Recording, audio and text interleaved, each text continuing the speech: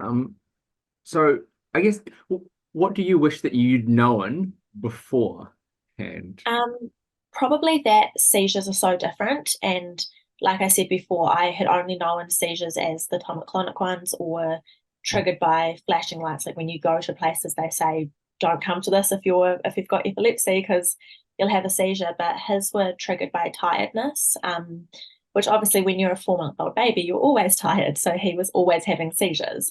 And the first time he started having them before we went into hospital, I didn't understand what he was doing because he would start having his spasms when he had just woken up and I'd be feeding him and I was like, what are you doing? And so I just thought maybe since he had just eaten, he had an upset tummy or Mm. something like that. Like it was something that I had eaten that had he had had, and then he was feeling unwell. And it wasn't until about 2 weeks after where I asked my midwife because I was still in contact with her, like just as friends.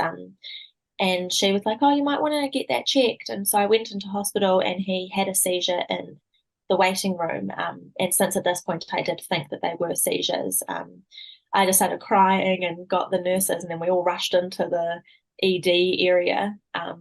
Mm. And yes, I think it was just I had no experience of epilepsy, and it was kind of shrugged off. Like people would just say, "Oh yeah, this person's got epilepsy," and then you wouldn't really communicate about it after. You wouldn't know what to do if they had a seizure, all sorts of things like that. And because of his age and the type of seizures he was having, the hospital advised us not to put him into the recovery position when he would have a seizure.